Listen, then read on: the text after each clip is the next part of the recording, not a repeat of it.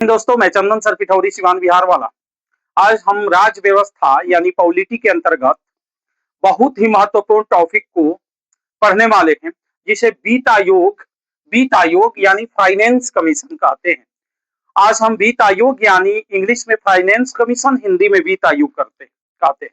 इस प्रश्न उठता है, वित्त आयोग काफी इंपॉर्टेंट टॉपिक है। सभी परीक्षाओं में इससे प्रश्न रहते हैं और परीक्षाओं के साथ साथ बेसिक जानकारी के लिए भी जरूरी है, इसलिए आप अंत तक बने रहे, क्लास को अंतिम समय तक देखें।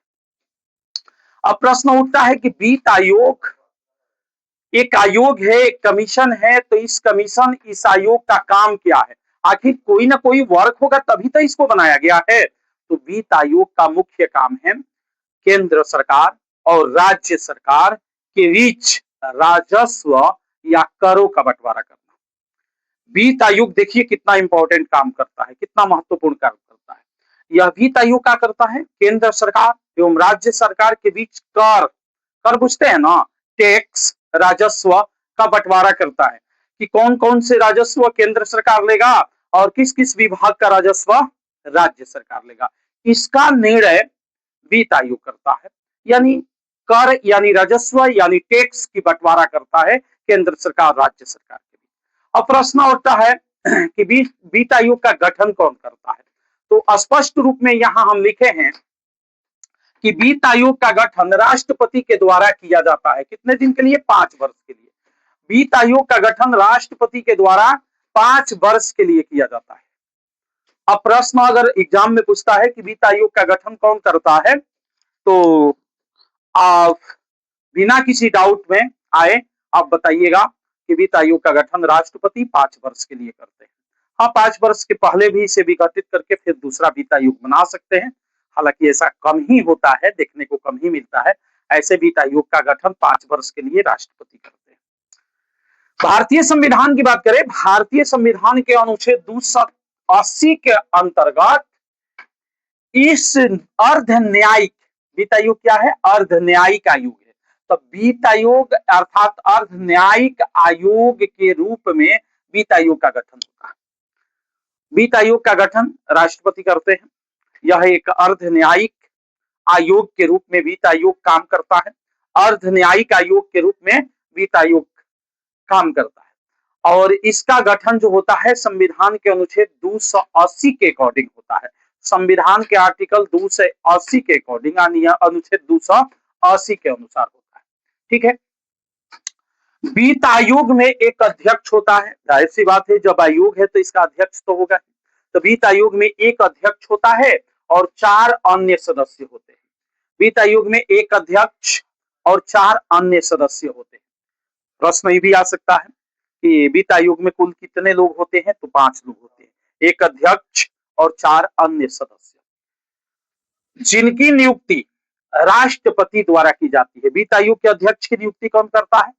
राष्ट्रपति करते हैं। वित्त आयोग के जो 4 सदस्य होते हैं, वित्त आयोग में जो 4 सदस्य रहते हैं, उन 4 सदस्यों की नियुक्ति कौन करता है? राष्ट्रपति करते हैं। तो आप जाने वित्त आयोग का गठन भी राष्ट्रपति करते हैं, वित्त आयोग के अध्यक्ष की नियुक्ति भी राष्ट्रपति करते हैं, वित्त आयोग के 4 सदस्यों की नियुक्ति भी राष्ट्रपति करते हैं और वित्त आयोग का गठन संविधान के अनुच्छेद 280 के अकॉर्डिंग होता है। ठीक है।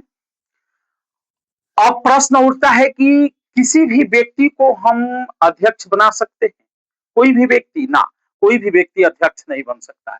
अध्यक्ष के लिए कुछ क्राइटेरिया है, जैसे किसी भी व्यक्ति को राष्ट्रपति अध्यक्ष पद पर नियुक्त नहीं करेंगे। अध्यक्ष के लिए कुछ क्राइटेरिया है जिसको हम यहाँ लिपिबद्ध किए हैं। अध्यक्ष उसी व्यक्ति को बनाया जाएगा जो व्यक्ति सार्वजनिक मामलों का जानकार हो। सार्वजनिक मामलों माने सभी सरकारी मामलों का जानकार हो। सार्वजनिक मामला, व्यक्तिगत मामला, दोनों अलग अलग मामला होता है। सार्वजनिक मामला का मतलब वो मामला जो सबके लिए हो, और व्यक्तिगत माने पर्सनल। तो पर्सनल मामला की जानकारी रखने वाले व्यक्ति को नहीं, सार्वजनिक मामलों की जानकारी जो रखता हो, सार्वजनिक मामलों की पूर्ण जानकारी रखने वाले व्यक्ति को ही हम अध्यक्ष बनाएंगे, हम यानी राष्ट्रपति। किस व्यक्ति को अध्यक्ष बनाया जाएगा? वित्त आयोग के अध्यक्ष किस व्यक्ति को बनाया जाएगा? किस व्यक्ति को राष्ट्रपति वित्त आयोग के अध्यक्ष के रूप में नियुक्त करेंगे? वो व्यक्ति जो सार्वजनिक मामलों का जानकार हो। अब प्रश्न उठता है कि अध्यक्ष की तो नियुक्ति, अध्यक्ष बनेंगे जो सार्वजनिक मामलों की जानकार हो, वो तो अध्यक्ष बनेंगे। बाकी अध्यक्ष के अलावा 4 सदस्य होते हैं ना, ये 4 सदस्यों को कहाँ से लिया जाएगा? ये जो 4 सदस्य होते हैं 4, वो कहाँ से लिया जाएगा? इसके लिए कुछ क्राइटेरिया है, हम यहाँ लिखे हैं। अन्य 4 सदस्यों को निम्न क्षेत्रों से चुना जा सकता है। किन-किन क्षेत्रों से चुना जा सकता है?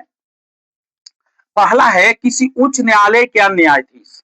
अगर कोई व्यक्ति को किसी उच्च न्यायालय का न्यायाधीश है, हाई कोर्ट का न्यायाधीश है, हाई कोर्ट का जज है, तो उस व्यक्ति को वित्त आयोग का सदस्य बनाया जा सकता है। अगर कोई व्यक्ति हाई कोर्ट का जज रह चुका है या उच्च न्यायालय के माने न्यायाधीश रह चुका है, तो उस व्यक्ति को वित्त आयोग का सदस्य बना सकते हैं। राष्ट्रपति उस व्यक्ति को वित्त आयोग का सदस्य के रूप में नियुक्त कर सकते हैं। ऐसा व्यक्ति जिसे भारत के लेखा एवं वित्त मामलों का विशेष ज्ञान हो। भारत के लेखा और वित्त मामलों का विशेष ज्ञान अगर कोई व्यक्ति रखता है तो उसको भी सदस्य बना सकते हैं। तीसरा है ऐसा व्यक्ति जिसे प्रशासन और वित्तीय व्यापक अनुभव हो, प्रशासन के बारे में जानकारी हो और वित्तीय क्षेत्र का जानकारी हो। यहाँ वित्तीय क्षेत्र होना चाहिए, प्रशासन एवं वित्तीय क्षेत्र, क्षेत्र छूट गया है, वित्तीय क्षेत्र की जानकारी रखता हो। जो प्रशासन की जानकारी रखता हो, वित्तीय क्षेत्र का जानकारी रखता हो, लेखा क्षेत्र का जानकारी रखता हो, उस व्यक्ति को वित्त आयोग का सदस्य नियुक्त कर सकते हैं राष्ट्रपति। ठीक है, बात समझ में आ रही है? वित्त आयोग का सदस्य नियुक्त कर सकते हैं राष्ट्रपति। अगर उच्च न्यायालय का न्यायाधीश हो तभी वित्त आयोग का सदस्य बन सकता है। नेक्स्ट है ऐसा व्यक्ति जो अर्थशास्त्र का ज्ञाता हो। अर्थशास्त्र, इकोनॉमिक्स, अर्थशास्त्र यानी इकोनॉमिक्स का ज्ञाता हो, उस व्यक्ति को वित्त आयोग का सदस्य बनाया जा सकता है। जो अर्थशास्त्र से एमए किया हो, पीएचडी किया हो, अर्थशास्त्र का मास्टर हो, इकोनॉमिक्स का ज्ञान रखता हो, उस व्यक्ति को वित्त आयोग का सदस्य बना सकते हैं। बातें समझ में आ गई? वित्त आयोग का सदस्य राष्ट्रपति नियुक्त करेंगे 4 सदस्यों को। वो सदस्य कहां-कहां से आ सकते हैं? अगर उच्च न्यायालय के न्यायाधीश रह चुके हों तो वह व्यक्ति वित्त आयोग का सदस्य बनेगा। लेखा क्षेत्र की जानकार रखता हो, वित्तीय क्षेत्र का जानकार रखता हो, प्रशासनिक क्षेत्र का जानकार रखता हो, तो वह व्यक्ति, और इसके अलावा अर्थशास्त्र की जानकार हो, तो उस व्यक्ति को वित्त आयोग का सदस्य बनाया जा सकता है। और अध्यक्ष किसे बनाया जा सकता है राष्ट्रपति के द्वारा? जो सार्वजनिक मामलों का जानकारी रखता हो। यानी यहां कोई अरे गहरे बोका चपाट लोग नहीं बैठेगा। यहां वित्त आयोग का अध्यक्ष बनना हो या सदस्य बनना हो, जानकारी होना चाहिए, अपने अपने क्षेत्र के विशेषज्ञ होने चाहिए। ठीक है, अब प्रश्न उठता है वित्त आयोग है तो आयोग तो काम करेगा तो रिपोर्ट तैयार करेगा, उस रिपोर्ट को किसको सौंपेगा? तो वित्त आयोग अपनी रिपोर्ट को राष्ट्रपति को सौंप देता है। वित्त आयोग अपनी रिपोर्ट किसे देता है? वित्त आयोग अपनी रिपोर्ट राष्ट्रपति को सौंपता है और राष्ट्रपति उस रिपोर्ट को ले जाकर के संसद के पटल पर रखते हैं। बात समझ में आई? वित्त आयोग अपनी रिपोर्ट किसे सौंपता है? राष्ट्रपति को। और राष्ट्रपति उस माने वित्त आयोग के द्वारा सौंपे गए रिपोर्ट को संसद के पटल पर रखते हैं और संसद उस पर विचार करती है। अब यहाँ कार्य लिखे हैं जिसको हम पहले भी बताए। वित्त आयोग का कार्य है केंद्र सरकार राज्य सरकार के बीच करों यानी राजस्व यानी टैक्स का बंटवारा करना। बस वित्त आयोग का बस यही काम है कि राज्य सरकार और केंद्र सरकार के बीच टैक्स यानी कर अर्थात राजस्व का बंटवारा करना। कि वित्त आयोग ये निश्चित करता है कि किन किन क्षेत्र में केंद्र सरकार कर वसूलेगा और किन किन क्षेत्र में राज्य सरकार कर वसूलेगा। बातें समझ में आ रही है? आगे देखेंगे अभी तक कितने वित्त आयोग का गठन किया जा चुका है।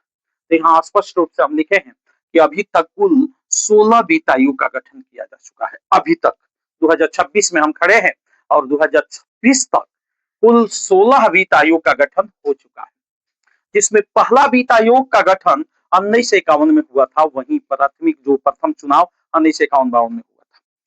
तो पहला वित्त आयोग का गठन 1951 में हुआ था, जिसका अध्यक्ष केसी नियोगी थे।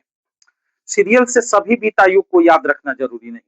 वित्त आयोग से क्वेश्चन, पहला वित्त आयोग से क्वेश्चन पूछता है, 14वां वित्त आयोग, 15वां वित्त आयोग, 16वां वित्त आयोग, इन 4 वित्त आयोग से क्वेश्चन आता है, इसलिए हम चारों को यहाँ लिखे हैं, बता रहे हैं।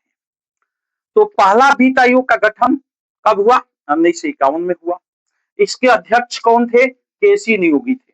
क्वेश्चन पूछता है कि पहला वित्त आयोग का गठन कब हुआ? तो 1951 में। अध्यक्ष कौन थे? तो केसी नियोगी थे। कौन थे अध्यक्ष? केसी नियोगी थे। उसके बाद से दूसरा, तीसरा, चौथा, पांचवा, छठवां, सातवां, आठवां, 9वां, 10वां, 11वां, 12वां, 13वां, ये वित्त आयोग नहीं पूछता है। क्या पूछेगा? 14वां। तो 14वें वित्त आयोग का गठन कब हुआ? 2013 में हुआ। 14वें वित्त आयोग का गठन 2013 में हुआ और इसके अध्यक्ष वार्ड वी रेड्डी थे। वार्ड वी रेड्डी थे। कौन थे? वार्ड वी रेड्डी थे। और 15वें वित्त आयोग का गठन 2017 में हुआ। 2017 में हुआ। इसके अध्यक्ष एन.के. सिंह थे। एन.के. सिंह थे, ठीक है। और 16वें वित्त आयोग का गठन 2023 में होता है, जिसके अध्यक्ष अरविंद पनगड़िया है। अभी भी यही वित्त आयोग चल रहा है। अभी भी अरविंद पनगड़िया वित्त आयोग की अध्यक्षता कर रहे हैं। तो ये रहा वित्त आयोग के कुल निचोड़ जानकारियां।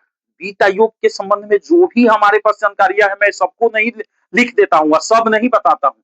उनमें से जितना इंपॉर्टेंट बात है, उन्हीं चीजों को हम बताते हैं। ऐसे हम पॉलिटिकल साइंस से एमए किए हैं, पॉलिटिकल साइंस की विशेष जानकारी रखते हैं, लेकिन पॉलिटिकल साइंस की जितना हमारे पास जानकारी है, सब शेयर नहीं करते हैं। हम भी बीपीएससी की तैयारी करते हैं, बीपीएससी की एग्जाम देते हैं, तो इसका मतलब ये नहीं है कि सब कुछ बता दे, नहीं।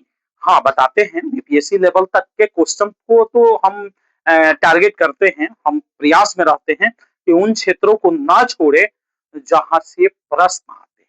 तो इंपॉर्टेंट चीजों को ही हम बताते हैं, ठीक है।